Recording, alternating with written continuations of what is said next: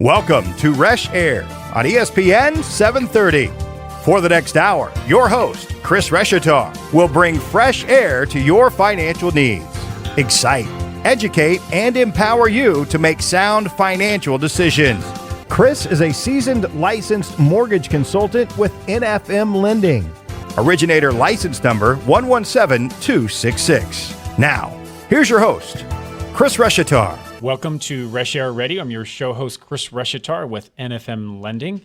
NFM Lending is a licensed mortgage originator, license number 117266. Got to make sure I get those things in there. Now, if you're just tuning in to Reshair Radio for the first time, we'd like to welcome you to the show and tell you a little bit about what we do. As you heard the intro, the goal is to excite, empower, and educate Charlotteans to make sound financial decisions. And I like to do that by bringing on expert contributors and special guests into the studio each and every week. And we talk about really cool hot market topics that will bring you information that you need to make good decisions. So we've got some great guests in the studio today. I'm really excited for our show.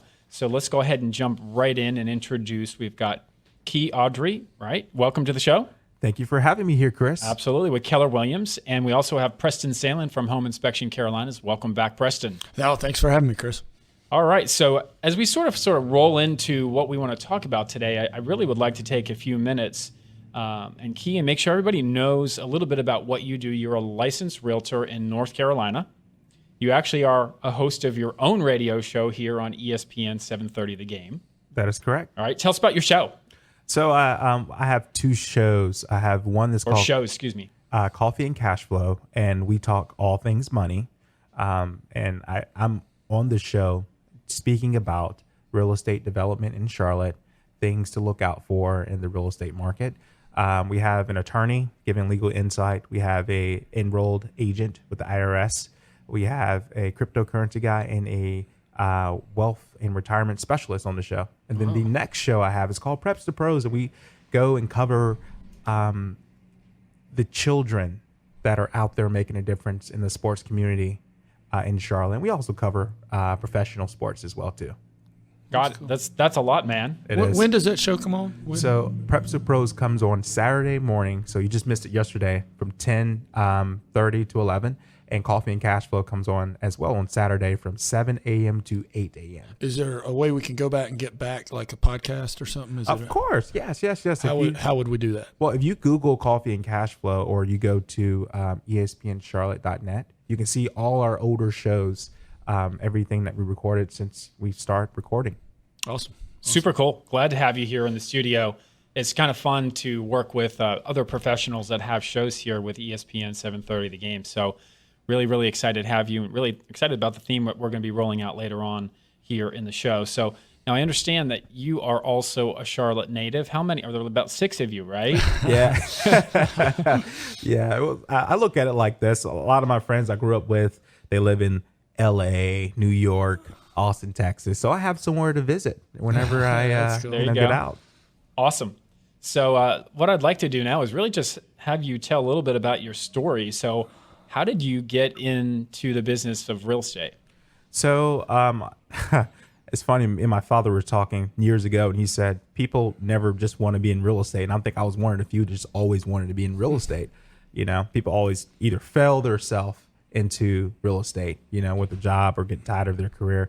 But with me, I pretty much was in college. The dean at the college at the time, you know, and wanted me to double major in business.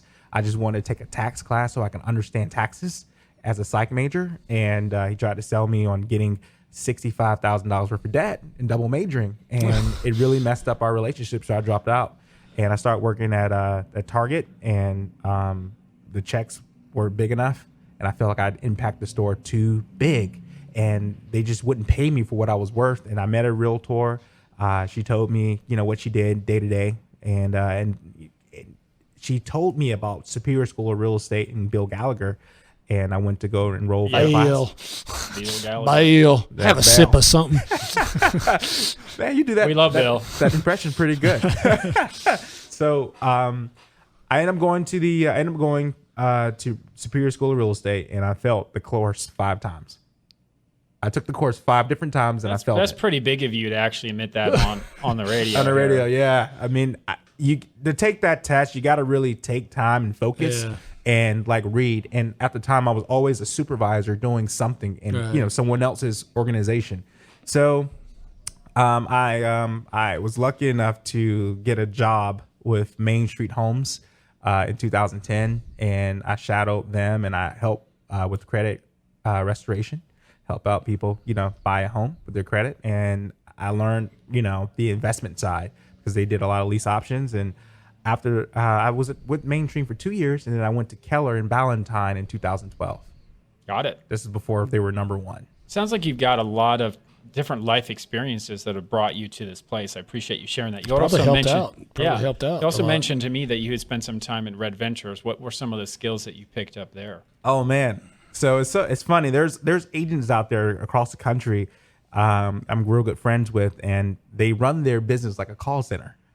And when I listened and shadowed them at the time when I was just left Red Ventures, I'm like, you guys are doing the same thing that I did at RV. And if I used to take 30, 40 calls a day at RV and close people on buying HughesNet, Right. then I can get, I can talk to 25 people about buying or selling a home a day. So, which is a much bigger and more meaningful investment than HughesNet. Exactly. Internet services, right? Yeah. I mean, I'll close one of those things. I'll make about, $8, $9, $10 for closing them. And I'll do like 10 a day, which was great. But Red Ventures taught me, to keep pushing forward. And it's all about mindset. You have to have a strong mind to work at that company. Great company. If I was a 9-to-5 person, I probably would have made it a career. When I left, I was in the training aspect where I trained experienced agents, to get their motivation and shift their mindset, and also train new agents how to sell. Cool. Well, that's great. It sounds like all this background really has come together to help you be who you are today in real estate. I agree. Awesome. So I got a really important question to ask you. So, what do you really like most about being a realtor or working in the real estate industry? Well, and this is going to sound very cocky when I say this, but at this part of my career, I look at it as a privilege for an individual to have my direct line. And this is why I say that. I do anything I can to help out an individual with their personal, spiritual, or physical, being. Their journey, man. Yeah.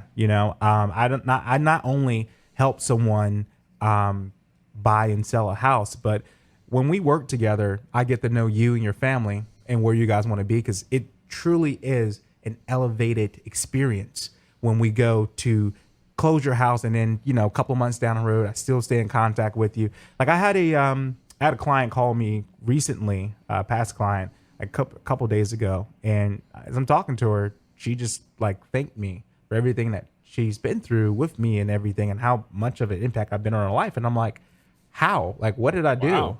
Yeah. And she said, oh, remember the time you not only sold her house, whatever, but then a couple months later, after getting this bigger mortgage, I lost my job. And you just called to check on me, and I told you what's going on. You told me it's going to be all right, and you vouched for me. You had a couple of friends that kind of own businesses, and you helped me get a job that adjusts to my schedule, and I made $15,000 more a year with a better schedule, more time to be with my kids, and then, she started talking to me about some events that happened that I helped her kids, get into a particular type of school. And as I'm on the phone, I'm like, oh my gosh, I did all this stuff? You sure I did this? Who's that guy? Yeah, who's that guy? But That's awesome, man. so it's one of those things where, when we meet and I sit down with you, and I always say this to people that I meet, whether it's to sell your house or to buy your house. Hey, I'm going to be your realtor for life. Well, that psychology major probably helps a little bit, Well, too. what you're doing is you're investing in them, Yeah. right? Your time and energy, and it's so interesting because there are people who think, well, I'd like to get in real estate because I hear you make a lot of money. I think you just put a sign in the yard, right? Yeah. They really underestimate what it really takes to be a good realtor, and you end up really helping people through a lot of life situations. It's not just buying a house and selling a house. because a lot of these people want to become a homeowner, and you have to get them to the point where they're ready, whether that's job changes or credit issues or divorce situations or whatever. You end up being really kind of a life counselor to a lot of these people, and you build realtors. I'm kind of jealous as the mortgage guy because we help them with their finances and we see maybe what's going on with the dollars.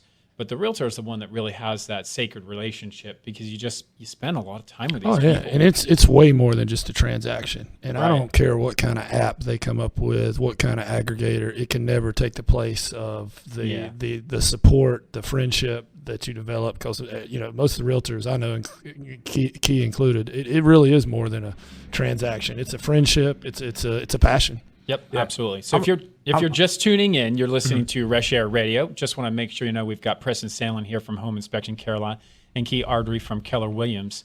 So go ahead, Key, keep going. So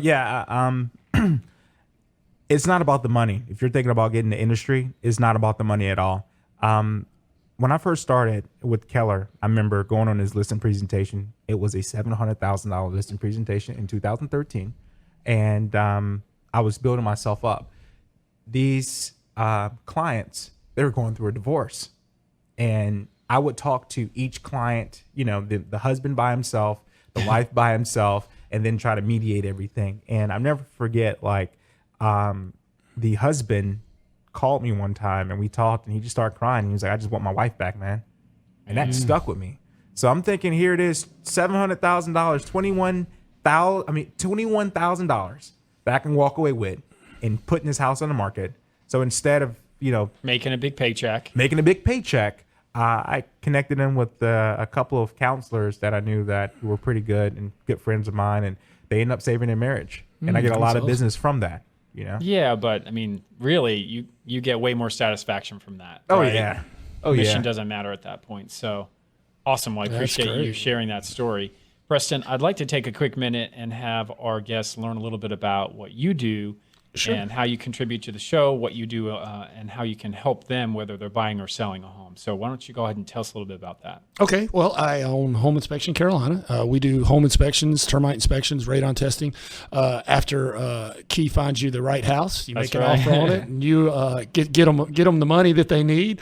We come in and make sure that house is going to be worth the money, and they're not going to experience some expenses right off the bat that they weren't expecting.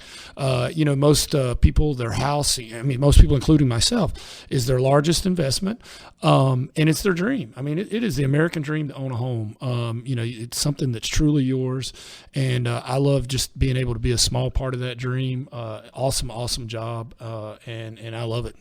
Awesome. So you've been supporting Reshair Radio for a couple of years now. We definitely appreciate that, and we'll be talking more about some of the ways that our listeners can connect with the services that you provide. So I'm excited about that. So we've got just a minute or two here before we take our first quick break. What I'd like to do quickly is, Key, if you would take a minute and give us your perspective on the housing market here in Q1 of 2018, what our listeners kind of need to know about the Charlotte market. We're due for an adjustment. Right now you have interest rates going up, prices are going through the sky. A lot of people from New York and the Midwest coming down, buying properties, saying they're very cheap. But the people that are here in Charlotte, if you bought a house last year for $200,000 and then you can turn around and sell it for $285,000, that's not healthy. Yeah, and that's what I'm hearing. Too much, too fast. Too much, too fast. So, but in some cases though, it's still a lot of people are doing multiple bids. They're bidding above what the price is, and it's because there's just not a lot of inventory still yet, and we're getting ready to hit the spring market here. We may see a lot more inventory come on, but we also know that a lot of buyers are waiting for the spring market to pounce, right? Yeah. So I think it's going to be interesting. It seems like 2018 could be a pivotal year in terms of maybe the direction that real estate is moving in general across the country, but also in our local market. So it'd be interesting to see if it keeps pacing up as fast as it has the last few years. I don't know that we know, right? Yeah. But we do know that with the tax bill and all that has happened with our government, that some of these other states it's just going to be more expensive for them to live. And the Carolinas is definitely a place for people to get that relief. So it may be that our market continues to expand where others might not. So who knows? We'll see. So we're going to take a quick break. Again, you're listening to Reshair Radio. I'm your host Chris Reshatar. And we've got Preston, Sandlin, and Key Ardery here in the studio. So please stay tuned. We'll be right back. Hi, this is Chris Reshatar, host of Reshair Radio and loan officer with NFM Lending. Is home buying in your future? Buying a home is one of the most significant financial decisions you will make in your life. Each step in the process is important to ensure a smooth transaction. But the most important step, even before you look at houses or call a realtor, is to get pre-approved. A pre-approval is when a lender evaluates a loan applicant's eligibility for a home loan. A loan officer collects information such as their employment, income, assets, and current expenses. The lender then gives the applicant an idea as to whether or not they could afford a home loan or an approximate amount of loan they could qualify for. If you're looking for platinum level service and open communication through the loan process, call me, Chris Reshatar, at 704-277-4463. That is 704-277-4463. LO license number 117266, corporate license number 2893. Go to nfmlending.com for licensing information, or you can apply online today at themortgagegenius.com. Welcome back to Reshair Radio. I'm your show host, Chris Reshatar, licensed loan officer with NFM Lending, and we are here in the studio with Key Ardery, Keller Williams Realtor, and Preston Sandlin from Home Inspection Carolinas. And we're actually getting ready to roll out our theme here. We were just kind of talking about the housing market, and I think we all kind of agree that the market's still been pretty hot, right? Not a lot of inventory, Right. But we're all kind of wondering how hot will it continue to be, right? Yeah. Going into this year in 2018. So, but as we sort of prepare for today's show, I'm really excited, Key, to bring the theme that you had sort of said, I think this would be a good topic for Reshair and our listeners today. And you had mentioned that you work with a lot of first-time buyers, but a lot of times some of those first-time buyers turn into first-time sellers, right? Or what we call a move-up, or first-time move-up seller. And we've never really had that theme on the show before. Yeah, we talk about strategies on how to sell and strategies or mistakes to make when you're a first-time buyer, et cetera. We've never really talked about somebody that's getting ready to sell a home for the first time, because that is a different experience. The flip side, or the other side of the transaction, is very different from the buy side.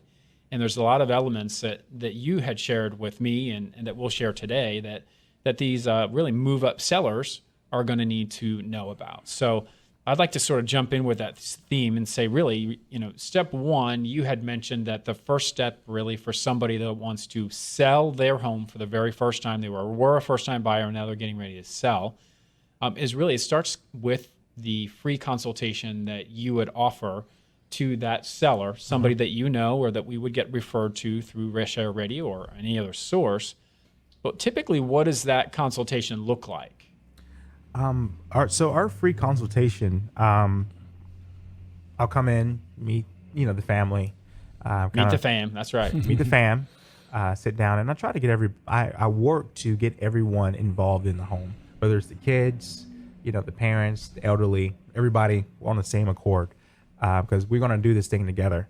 So I dive in with a market analysis, CMA. So And that really, a market analysis is just helping them understand what homes are selling for that are similar to theirs in the market. That is correct. Mm-hmm. And I find that everyone has, a realtor that they know of, and I kind of do things a little different. And the free consultation, you kind of, get and see that thumbprint out of everything of what I do differently. But the market analysis, the CMA, I pretty much do what's a 5-5-5, I call it. Okay. I pull 5 actives in the neighborhood that these are the people that we're going to compete against. Okay. I do 5 under contracts, show you where the prices are to actually get someone to say, I'm going to mirror your house. And then I do 5 close, whether it's in the Homes that have recently sold. That is correct. That we know an appraiser is going to look heavily at. That is correct. Mm-hmm. So I do this just to get an understanding of the market. Then we take the 5 out of the 5 solds. We take the 3 that are most likely like their home, and we base that upon our competitive market analysis. So you kind of see what we're up against, what's, had success in the past. Then you see the actual trends, so we go through all that stuff, and we take the smallest number and, we put that into a net sheet to show you, hey, worst case scenario, this is what you can sell walk your home with. for this price. This is what you're going to have in your bank. That is correct. And we're hoping that's a positive number, right? We hope that's a positive number. It has been in our local market lately. It has been, so we go through all the cost to sell, the firm's fees, the attorney fees, and this is just estimated with everything, home inspection fees, home warranty, all that stuff. And then from there, we'll do, what you should do to sell the home. So we'll walk through the house, and everybody will say, "Oh, this is my kitchen, this is my bathroom, this is master bathroom, all this stuff." Right. And I'll let them know that, hey, I'm gonna look through the house as a buyer, okay? And I have a checklist of things that they could do to get the most money out of their house. And what makes me different, a lot of realtors would come in the house and say, you need to do this, you need to do that, and blah, blah, blah, blah, blah. I make it very clear that, you're Donald Trump, I am Pence. You're Obama, I'm Biden. You're the captain, I'm the navigator. And even if you say... I like the way he's bipartisan there. Yeah. even if I say, hey, captain, we're about to ride right through this iceberg. And you say... Key, do not go left, do not go right. Keep going straight. You know what? We're going to go right through it, and I'm going to make sure all the lifeboats are ready to depart. So I make that very clear, because at the end of the day, this is your house. And the pricing strategy that we use after we do this CMA, we look at, what's sold, and we give a range. A lot of realtors will go in and say, oh, your house is sell for $350. I know that. And unless that realtor is buying the house, you don't know. That's right. So I normally go in with a range, sometimes it's 20, sometimes it's $10,000 difference, sometimes it's $30,000 difference, and we'll know, and I'll speak about the market from there. And we're going to talk a little bit about pricing the home a little bit later as we move through. So anything else with the consultation piece that if somebody wants to sit down with you to help sell that home for the first time they're a move-up buyer, that you want to share before we move to step 2? Yeah, and I give you what you can work on, and I'll show you what I work on. So I have a 77-point marketing plan, excuse me. And people, I came up with this idea years ago when I first got in the industry, and I took my first listing. The sellers told me realtors don't do nothing. They just put a sign in the yard and put it on MLS. And List and run, they call that. List and run. List and run. I'm like, no, this is so false. So I just decided to take down, everything I did, every step. And at the time, in those days, you had to do more stuff to sell. So I had to get creative. I had to door knock. I had to send out flyers. I had to call buyers agents. I had to do all these different things. And eventually, when I got to a house, I'm like, oh my God, I can't sell this house. And I got to the point where I got to point 77 and I sold it. And I'm like, oh my gosh, this is pretty awesome. So I give that to my sellers just so they can keep me accountable. When I say I'm going to do something, I do it. So cool. That's pretty much all I do in a free consultation. Nice. Awesome. Nice. So why don't you read number 2 for us? Yeah. So number 2 is get pre-qualified before you sell. Aha. Before you sell. And I've got a good story there. I had an agent that I was working with a little while back, and he was getting ready to take a listing, and it was like down in Monroe or somewhere down in Union County. And he said, hey, they want me to sell their house. This is what the plan is. I took a full application, ran the credit, and the credit was really bad. Wow. Ooh. Now, they already owned their home, right? And called the realtor back, and I said, I really appreciate you giving me the opportunity to potentially help this client, but you know what? You're going to spend a lot of wasted time and money if you list this home for sale because they are not prepared to buy. We've got major credit issues, and they're not going to qualify for another home. And he was a smart realtor, right? Now, we hope that in all cases that when you're ready to sell your home, hopefully you have a good indication that you're ready to buy and get qualified on the next one. But you'd be surprised things happen on people's credits. Sometimes they don't even know. Yeah. A couple of medical collections and a couple of late payments on your credit could impact your score by 100 points. and you might not think it's a big deal. Next thing you know, you're outside of qualifying range. So simple step, and we're going to talk more about, I guess, maybe later on actually getting pre-approved. But that's a key element before you list your home for sale. I don't mean to mess up you guys' flow. Oh, no, but that's all good. I have to ask the question. All right, if that happens, you run it, you find out that do you guys have some sort of program you can get them, on something where they can do it a year from now, or they can repair? It's a great question. So you may not have been in the studio, but one of our Reshair Radio expert contributors is Adam Kunda with National Credit Care. They will do a free credit analysis on any of our listeners or anybody that I work with to help them sort of get back on track, get their credit in a place. So it is a fixable problem. Typically it is. So, all right, let's go to step 3, which is actually incorporates 3 different things that you want to think about. Number 1, deep cleaning the house. Number 2, decluttering the house.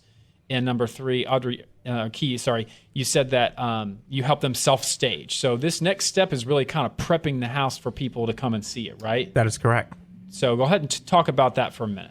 Yeah, so our perception of clean is so crazy, and I'll talk about that in another That could be a show, but anyway, I don't know that we would have listeners, but go ahead.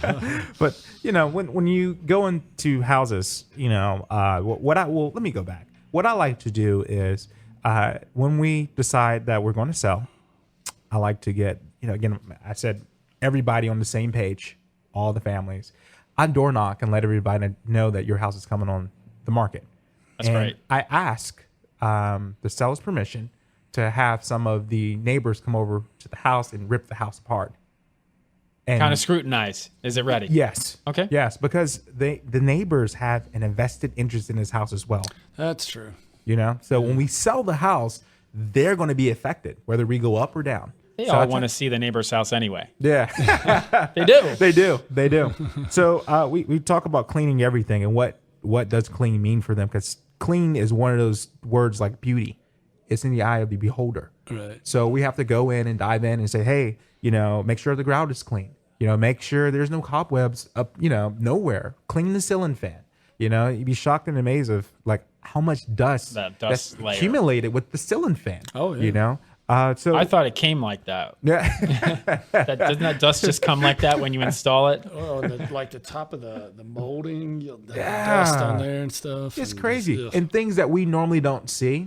But I don't try. The buyer will see it, though. The buyer will see it. So we get an outside source to look in, whether it's family and everything. And I've had it set up where we try to do a cleaning party before we list. Everybody get involved. Like, just take one room, help us clean it out. So that's the cleaning. That's cleaning. Part. Okay, declutter. The clutter. So I've shown a ton of homes, and what drive me up the wall is the fact that I go in your master bedroom and there's this huge oak master king bed and this huge dresser, and we can barely move in. And a room that's 9 by 9. Right? That's 9 by 9. So it's like no room. Takes up the whole room. We work to move things around and make it appear to be a lot bigger, and get rid of anything that's not that doesn't belong on the counter. So kitchen counters, we clear all that off. Knickknacks. The knickknacks, the toothbrushes, the toothpaste, the peroxide bottles. We get all that stuff, make it real nice and spacious. Looking for the photographer to come in. And then it sounds like really the next step in that phase is just helping them self-stage, which is kind of like what you talked about, decluttering, and then maybe moving things around and making sure that the space is accessible, thinning out closets, thinning out kitchen, so people can envision their stuff in that space. So I like that. That's the deep clean, declutter, and help self-stage. That's step number 3. We're going to come back with step number 4, which is consider a pre-inspection, but we're going to take a quick break here. Again, you're listening to Reshair Radio. Stay tuned. We'll be right back. Hi, this is Chris Reshatar, host of Reshair Radio and loan officer with NFM Lending. Is home buying in your future? Buying a home is one of the most significant financial decisions you will make in your life. Each step in the process is important to ensure a smooth transaction. But the most important step, even before you look at houses or call a realtor, is to get pre-approved. A pre-approval is when a lender evaluates a loan applicant's eligibility for a home loan. The loan officer collects information such as their employment, income, assets, and current expenses. The lender then gives the applicant an idea as to whether or not they could afford a home loan or an approximate amount of loan they could qualify for. If you're looking for platinum level service and open communication through the loan process, call me, Chris Reshatar, at 704-277-4463. That is 704-277-4463. LO license number 117266, corporate license number 2893. Go to nfmlending.com for licensing information, or you can apply online today at themortgagegenius.com. Welcome back to Reshair Radio. I'm your show host, Chris Reshatar, licensed loan officer with NFM Lending, and we're here with Ardery with Keller Williams and Preston Sandlin with Home Inspection Carolinas. And we've been going through really 10 steps on what a first-time move-up seller should consider before they sell a home. And this is somebody that maybe has owned a home and has never sold one. And Key, you came up with some great topics here for us to share. So we were just jumping into step number 4. A seller might want to consider doing a pre-inspection. Preston, what's a pre-inspection, and how would that help somebody that's getting ready to sell their first home? Oh, awesome. Well, thanks. A pre-inspection is where you're going to inspect it prior to putting it on the market. And what you're trying to do, there's several advantages of that. You're trying to find out things that might cause a lot of trouble down the road. As Key can probably attest to, there'll be a negotiation, there'll be an offer that'll be less, and they'll go back and forth. They'll agree on a price. And typically the seller feels like they've come down as low as they can go, and the buyer feels like they've gone up as high as they could go. Everything's fine. Then you have the inspection, the regular inspection. Now they got like $8,000 worth of repairs. So that creates all, neither party's willing to go up or down, and it can just create a whole lot of problems. Where if you have that pre-inspection on the front end, gives the seller time to realize I do have a problem, no matter who buys this house, and he can get she can get multiple bids, maybe get $8,000 fixed for $5,000, and maybe even ask for a little more because it is pre-inspected. So it's just a better way to it's really going into the game prepared. Yeah, absolutely. And it's Gary Keller, it's in one of his books, Shift, I think, to fireproof your deal. That's SHIFT. Correct. Yeah, I'm reading that book again, by the way. Yeah, it's a good My book. third time. It is. It's a good book. All right, cool. Let's roll to step number 5. Key, you had mentioned that professional photography is a must. What does that mean for somebody who's getting ready to sell a home today? Yeah, so with what I do and how I run my business, I have a professional photographer that I pay out of my pocket. The seller doesn't pay for that. Makes a big difference. Makes a real big difference. Because you got to think about this. It's like we're dating. We got to find someone to marry this house. And when you go online and you see these little small 2-inch photos of the house, this is your first impression. And we have to make sure that it looks nice and it's fully lit. And the tree's blocking the whole thing and you can barely see it. And it could be the nicest house in the world, but it sure doesn't look like it on this photo. It doesn't. I might not even go look at that house because I can only fit so many in, and that one didn't pass the first cut. And you'll just slide right through it. And it could be the perfect house for you and your family. So we work to maximize our views, whether it's Zillow, Trulia, or any other 100 sites that we put our homes on. So really at the end of the day, most buyers today are going to at minimum start looking on the internet. It's not always that they're in the car with you. And so if we know that a lot of people are searching on the internet, that picture, if it's professional, is going to make a first impression.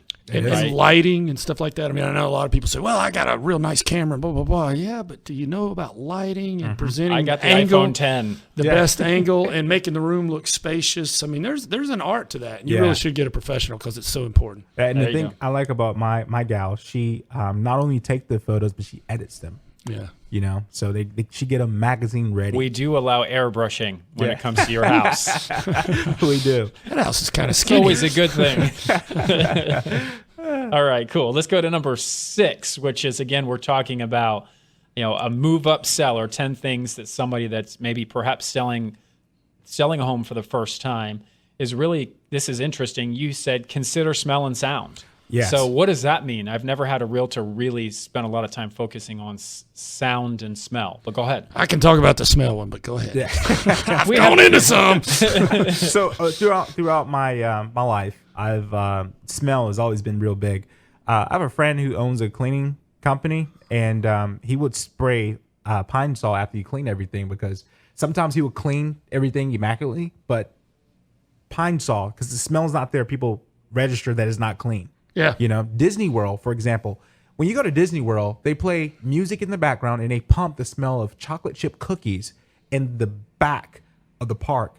So you have that smell and it opens up people. And my background in college was psychology. Mm-hmm. And one of the things I held on with that major was smell is the only sense that goes past the thalamus and goes directly to the memory. So when you smell something, just like you see someone with or smell someone with a particular fragrance of a past friend, you immediately think of that past friend. Right, so we want to make sure when people come in our houses, that the house is smelling good. Positive. That's great. You know, we call that smellcology. Smellcology, yes. That's right. So we do like lavender, oleander, vanilla, cupcakes.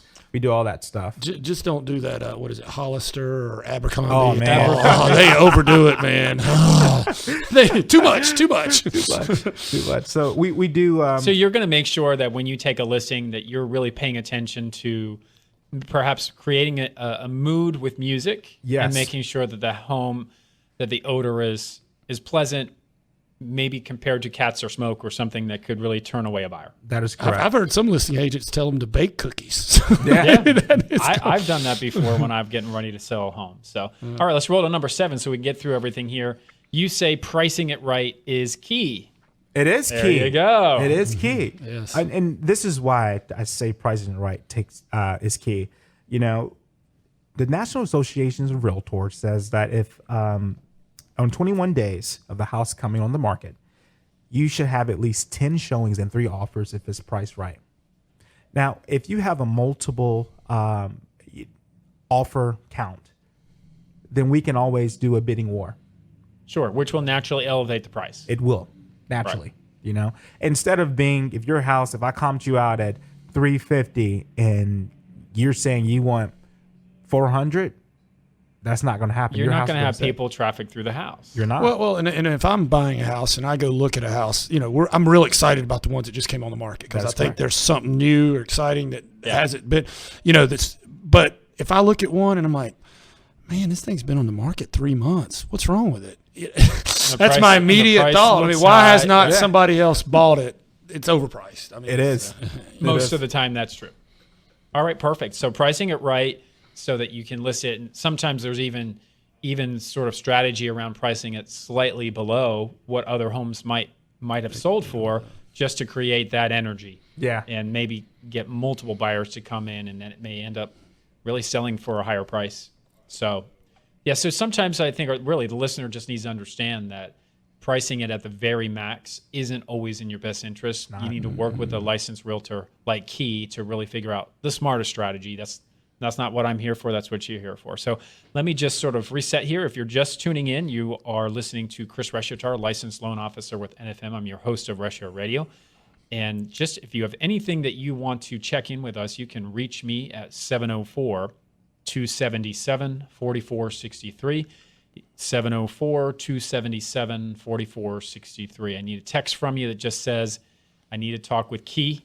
And we'll get you hooked up. He can help you maybe get that home ready to sell for the very first time. So, all right, let's keep going on our list here. Number 8 of something that a move-up seller should consider doing before they sell, you say, is be prepared that the real estate transaction can get emotional.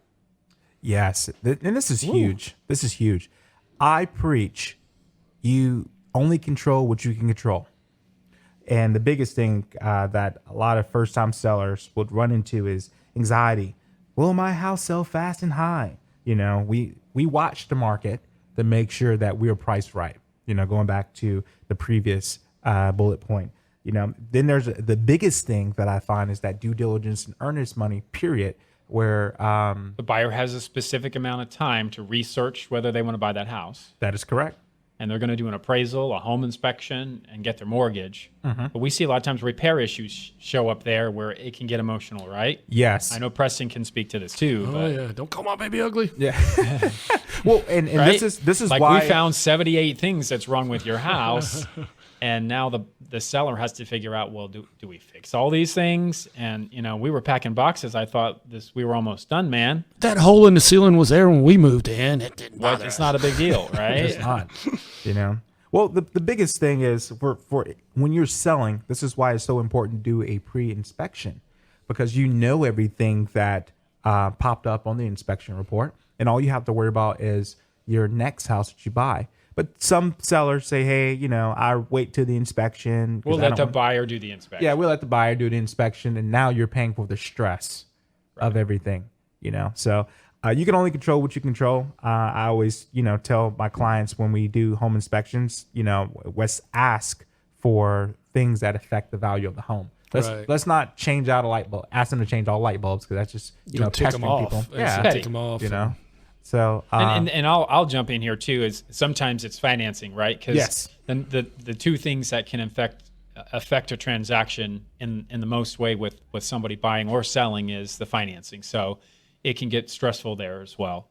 Hopefully not the case. But all right, let's move to number 9, which is start the buying process when you're ready, meaning when your house is all set to go. Maybe we've followed through all 8 of these steps, but you don't want to start shopping for that new home too soon if you don't have your current home ready to sell. That is correct. And I thought that was really wise of you to share that counsel, because you know what? It's so much more exciting to go find and buy a new home than it is to declutter, deep clean, etc. Right? It is. Repair your current home. Yeah. So I thought that was really simple counsel. And then number 10, really, I'm going to speak to this because it kind of ties to what I do as a licensed loan officer here in the Carolinas. Is there is a difference between getting pre-qualified, like we had mentioned earlier in the phase, and that's just having someone check your credit and make sure you can buy the new home, that you're prepared, but you can really be getting pre-approved, and that's really just, as you know, what we'll say everything looks good, everything that you told me over the phone sounds great, but let's get your documentation in, the pay stubs, W-2s, bank statements.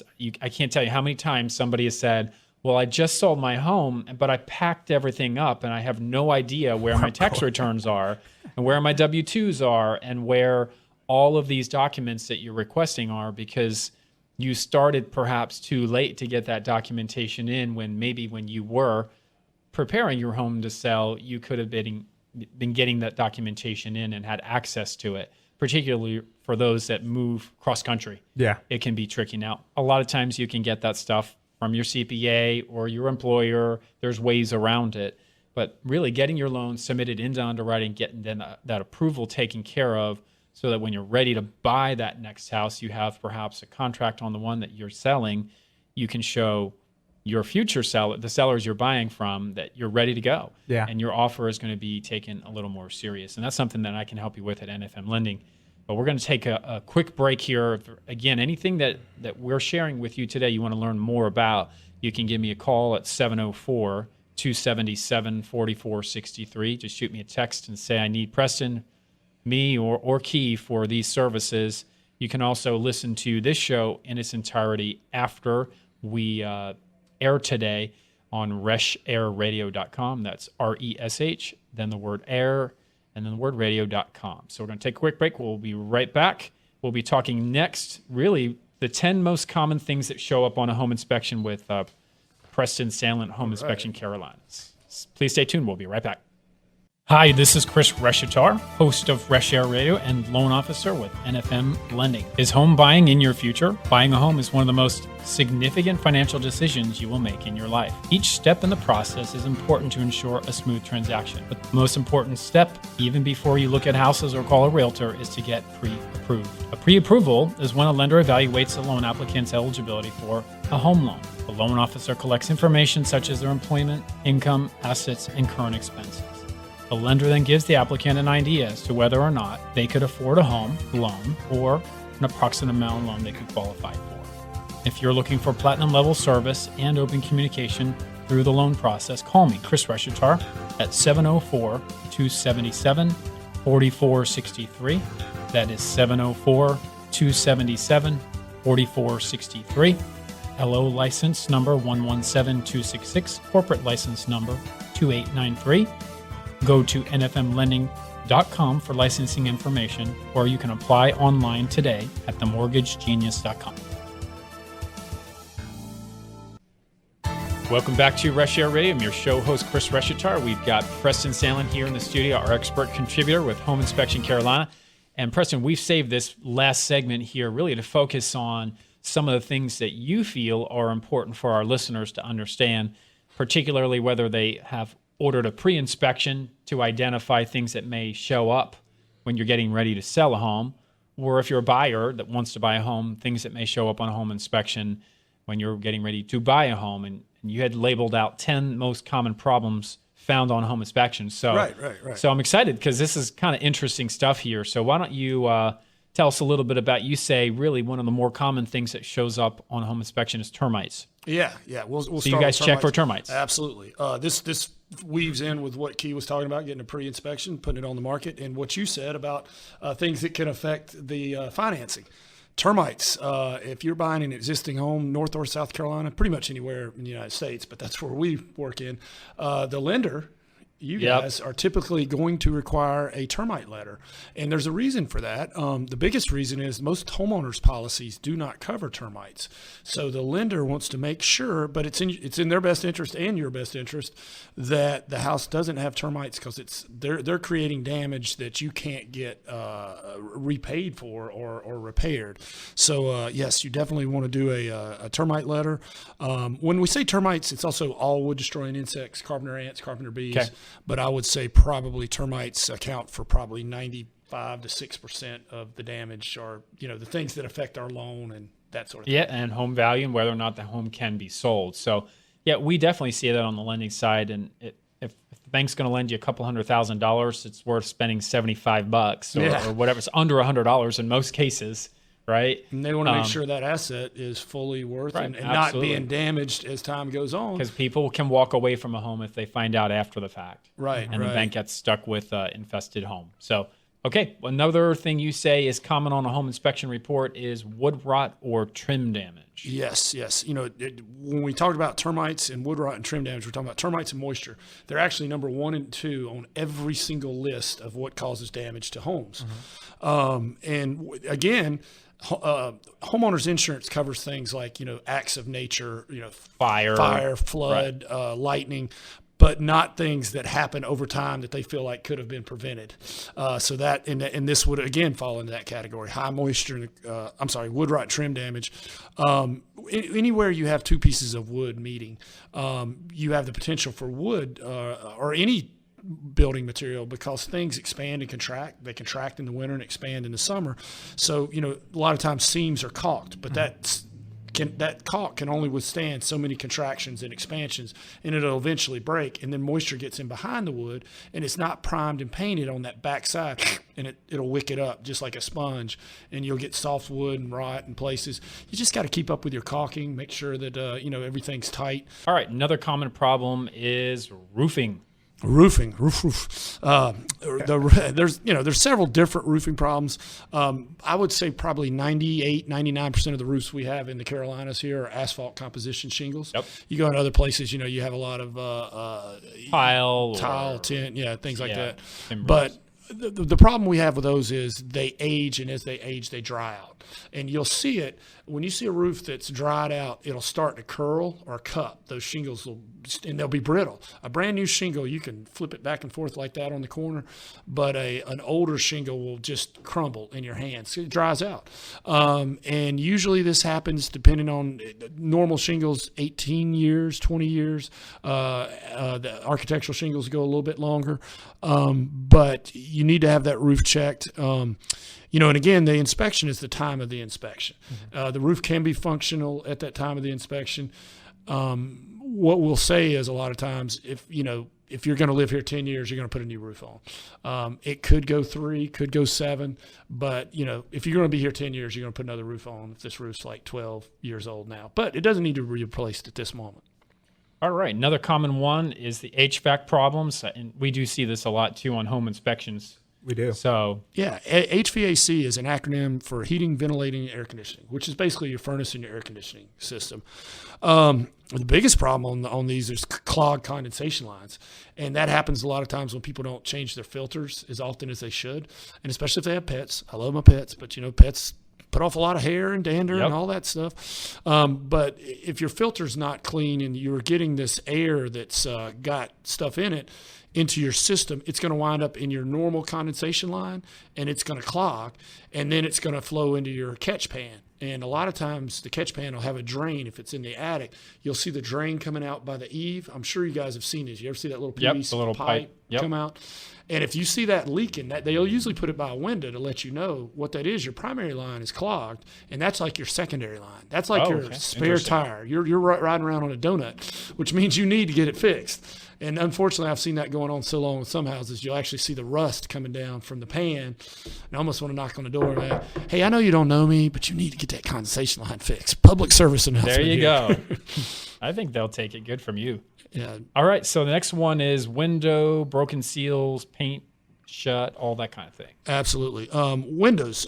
You know the primary reason for a window on a house is for fire egress, and it has to be so that a fireman can get in actually with a full pack on. So obviously, if the window's painted shut, a fireman That's not good. can't get in. And I have been in some areas where there's bars over the windows and stuff, and I wrote that up. I'm like, if there was a fire here, this would be a death trap. That's the primary reason for a window is fire egress. So they have to be able to operate, go up or down. Broken seal is when you have the dual pane windows that actually has a little bit of argon gas in there to give it some R value. The newer windows, I grew up in a house that was built in the 70s, and we just had single pane, and we had those storm windows that didn't work. You lose most of the energy in your house through your windows. I mean, you do. So then they came out with the dual pane, sometimes triple pane, and they're better than the single pane, but we still lose a lot of energy through windows. But it's better and better all the time. But if you lose that, if the seal breaks, you'll notice the moisture in there. You're basically losing your R value, so it's not insulating as well as it should be. And one thing to remember about that, most windows are under 10-year warranty. So if you catch this in the first 10 years, you can usually get it replaced for free. Got it. All right, next one you say is going to be garage doors. Garage doors. Common on a home inspection. Yeah, garage doors, man, these things, there's so many moving parts on a garage door and so many little hinges. And, I mean, even this morning, I was listening to mine. I was like, I need to get some WD-40. Well, not WD-40. Teflon's the best. I need to lubricate this thing. Because if you don't lubricate it, those springs, those things will wear out. And the other thing is there's an auto reverse on it. It's a safety mechanism. The older ones have a tension. You know, if it comes down and it meets any resistance, it's supposed to stop and go into auto reverse. So if your car's not all the way in, your child, something is impeding it, it won't just come down and crush it. Now the newer ones have that. Plus they have those little electronic eyes. And if there's anything that crosses that electronic eye, it'll stop and go into auto reverse. One thing to note though, and if they're misaligned, what you have to do is hold the button down the entire time. That's how you know the sensors are off. You should be able to push your button and walk away from it and it go down. If you have to sit there and hold it, you're overriding it. Your sensors are off. Something's banged them or something. But if you've had your garage door open and it's a sunny day, sometimes the sun will actually interfere with it. So just wait. That's interesting. Don't leave them open for a long time on a sunny He's day. always a wealth of knowledge here. Yeah, see?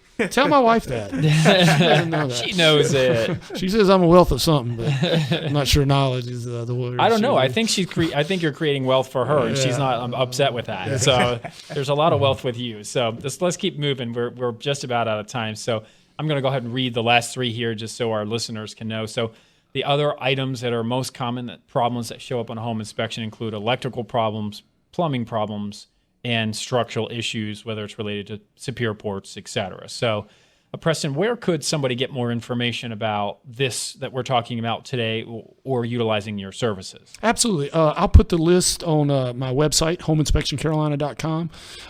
Actually, even if you're not a realtor, it's fine. Go to the Realtor's Corner because that's where all our references are. But I should change that. Everybody's Corner. Resource Corner. Yeah, there you go. Realtor's Corner or Realtor's Resource. But I have this list and I have a whole lot of other checklists. I actually have a seller's inspection checklist on how to prepare for the inspection, whether it's pre-inspection or regular inspection. A lot of maintenance checklists, and those are all free to download. Use however you'd like. Awesome. And then where can they get a hold of you if they want to give you a quick call? 704-542-6575. Awesome. Keith, so while we're wrapping up the show here, I want to make sure we have a quick minute you can just tell them again how to contact you if they're interested in either listing their home for sale or maybe they're looking to buy a home. Yeah, you can call me 704 888-352-3632. And even if you guys just want to see how much your home is worth in the next 30 to 90 days, I love going out and meeting good people. Awesome. Yeah. So, and you're not going to charge people for an analysis on their home value. Yeah, absolutely. That's totally worth looking at. So if you're thinking about selling, even just have him come out and do a market analysis. So again, you've been listening to Reshair Radio. We're here every week on ESPN 730 The Game at 10 a.m. on Sundays. And again, hopefully you've gained some knowledge and some value from what we've talked about today. And as always, appreciate the two of you coming on our show today. So if again, you've heard anything that you want to learn more about, you can listen back to our show on reshairradio.com. That's RESH, airradio.com. You can also find me at 704-277-4463. And if you are interested in qualifying for a loan at any point in the process along the way, my website is themortgagegenius.com. Thanks again. We'll see you next week, folks. Please come back and listen to us, and thank you again for our guests. We hope you have a great week. You've been listening to Reshair with Chris Reshatar. Chris is a seasoned licensed mortgage consultant with NFM Lending, equal housing lender. Originator license number 117266. Learn more online at themortgagegenius.com.